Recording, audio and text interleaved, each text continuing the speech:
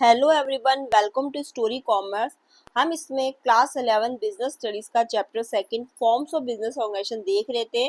Sole proprietorship हम देख चुके हैं कि क्या है उसका मीनिंग, उसके फीचर्स, मेरिट्स, डिमेरिट्स। अब आ जाते हैं हम पार्टनरशिप पे। तो जो हमने स्टोरी पढ़ी थी तन्नू की, तो तन्नू पहले जो अपना बिजनेस था जिसका नाम था तन्नू थ्रेड्स, वो अकेले ही अपने बिजनेस को चलाती थी। देन उसका कजन की एंट्री होती है, जो कि ये रहे उसके कजन जिनका नाम है राजू। वो कहते हैं कि हम क्यों ना दोनों के दोनों मिलकर इस बिजनेस को चलाएं। तो देन तनु का बिजनेस जो कि पहले एक सोल प्रोप्राइटरशिप था, वो किस में कन्वर्ट हो चुका है? पार्टनरशिप में। तो अब जान लेते हैं कि पार्टनरशिप क्या होती है। तो यहाँ पर देखो, according to Indian Partnership Act 1932, the relation between person who have agreed to share the profit of a business carried on by all or any one of them acting for all। तो जो partnership है वो आपका relation होता है persons के बीच में। याद रखना कि पार्टनरशिप करने के लिए मिनिमम दो लोगों की जरूरत होती है, ठीक है। अकेले तो कोई पार्टनरशिप के उसको नहीं खोल सकता ना, कम से कम दो लोगों की जरूरत होगी। तो पार्टनरशिप रिलेशन है पर्सन्स के बीच में, जो एग्री है कि जो भी बिजनेस किया जा रहा है उनके द्वारा, उसके प्रॉफिट और लॉस को शेयर करेंगे। ये होती है आपकी पार्टनरशिप। तो देखो, जो आपका पार्टनरशिप होता है, ठीक है, उसमें मिनिमम दो लोगों की जरूरत होती है, ठीक है। जो मिनिमम है वो कितने लोगों की जरूरत होती है? दो। और जो मैक्सिमम है वो कितने चाहिए होते हैं? 50 लोग चाहिए होते हैं। ये जो मैं आपको बता रही हूँ मिनिमम और मैक्सिमम नंबर ऑफ पार्टनरशिप की, ये मैं आपको बता रही हूँ कंपनीज एक्ट 2013 के अकॉर्डिंग, ठीक है। कि किसी भी पार्टनर में मतलब आपको मिनिमम दो चाहिए होता है, मैक्सिमम 50 चाहिए होते हैं। लेटेस्ट अगर आप देखेंगे कि भाई कितने पार्टनर चाहिए, तो यही है लेटेस्ट जो नंबर है, मिनिमम दो चाहिए होता है, मैक्सिमम 50 चाहिए होता है। पहले क्या था कि अगर पहले का आप देखोगे तो उसमें क्या था, मिनिमम तो देखो आपको दो ही चाहिए होते हैं, ठीक है। बट मैक्सिमम क्या था, अंडर अगर हम ओल्ड जो लॉ है उसमें देखें, तो मैक्सिमम में इन्होंने बैंकिंग का, जैसे कोई बिजनेस कर रहा है, ये मैं ओल्ड लॉ के अकॉर्डिंग बता रही हूँ, तो बैंकिंग के उसमें 10 चाहिए होते थे। और जैसे नॉन बैंकिंग अगर कोई बिजनेस कर रहा है तो उसमें कितने चाहिए होते थे? 20। ये है एज पर ओल्ड लॉ, ठीक है। तो अगर अभी करेंट हम जो लॉ है उसके अकॉर्डिंग देखें, जो कि आपका कंपनीज एक्ट 2013 के तहत, तो बस आपको ये है कि मिनिमम दो चाहिए और मैक्सिमम 50 चाहिए, चाहे किसी भी तरीके की पार्टनरशिप हो, ठीक है। चाहे वो बैंकिंग का हो, नॉन बैंकिंग का हो, ठीक है, इस तरीके से।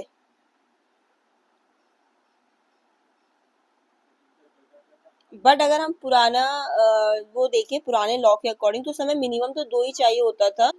अब मैक्सिमम आपके बैंकिंग के बिजनेस में 10 था, और नॉन बैंकिंग के बिजनेस में कितने थे? आपके 20 चाहिए होते थे।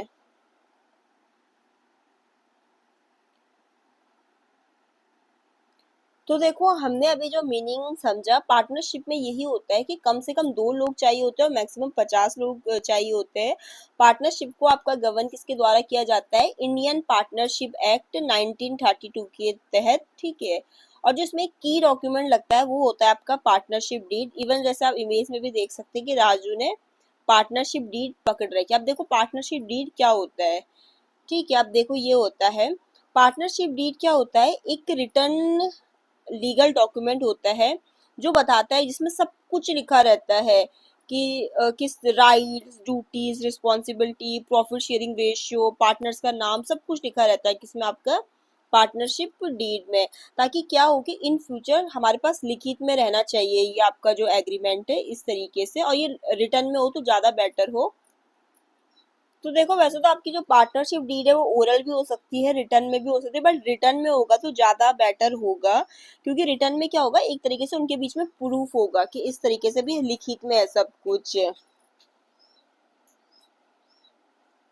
तो पार्टनरशिप डीड में सभी जो भी कंडीशंस होती है, किस पार्टनर ने कितना कैपिटल लगाया, किस तरीके से प्रॉफिट लॉस उनके बीच में बांटा जाएगा, ये सब कुछ आपका रिटर्न में रहता है। एक तरीके से हम इसे कह सकते हैं कि लीगल डॉक्यूमेंट होता है आपका रिटर्न में। और जैसे अगर इन फ्यूचर हो सकता है कि भाई, अब जैसे जो तनु है और उसका कजन राजू है, अभी वो दोनों के दोनों बिजनेस कर रहे हैं। इन फ्यूचर हो सकता है ना कि दोनों के बीच में किसी बात को लेकर विवाद हो जाए। तनु कहेगी कि भी बिजनेस तो मेरा था, मैंने ज्यादा मेहनत करी, राजू कहेगा कि नहीं मेरा है। तो इस तरीके से मतलब विवाद अगर होते हो तो फ्यूचर में उस चीज को सॉल्व करने में काफी हेल्प भी करता है और रजिस्ट्रेशन में भी बहुत आसानी हो जाती है। ठीक है, अगर पार्टनरशिप भी रिटर्न में रहे तो यही है कि आपका जो पार्टनरशिप डीड होता है वो रिटर्न लीगल डॉक्यूमेंट होता है जो ये चीज को आउटलाइन करता है, मतलब बताता है कि जो आपके पार्टनर है उनकी क्या राइट्स है, duties, responsibility, profit sharing ratio क्या है पार्टनर का पार्टनरशिप फर्म में। जैसे राजू और जब तनु भी अपने बिजनेस को सोल प्रोप्राइटरशिप से राजू के कहने पे और अपनी आपसी समझ से दोनों के दोनों पार्टनरशिप में बदलते हैं, तो वो भी पहला काम क्या करते हैं, आपके पार्टनरशिप डीड को तैयार करते हैं। ये रहा, और दोनों के दोनों किस तरीके से तैयार करते हैं, रिटर्न में। ठीक है, कि इन फ्यूचर हमें क्या बोलते हैं, अगर कुछ होगा, ऐसा हो सकता है कि भी कोई हमारे बीच में मतलब विवाद हो जाए, तो ये एक तरीके से लीगल डॉक्यूमेंट रहेगा। ठीक है, जिसमें हमने पहले से सब कुछ लिख रखा है कि भाई हम दोनों के दोनों जब पार्टनरशिप में अपने बिजनेस को ले जा रहे हैं तो हमने किस किस तरीके से हमारा प्रॉफिट लॉस जो है वो डिवाइड किया जाएगा, शेयर किया जाएगा, क्या मैंने कैपिटल लगाया या क्या मतलब तनु ने कैपिटल लगाया है, क्या नियम है, क्या कंडीशन है, सब कुछ आपके किस में लिखा रहता है, पार्टनरशिप डीड में। तो आज की वीडियो में इतना ही। वीडियो पसंद आए तो थैंक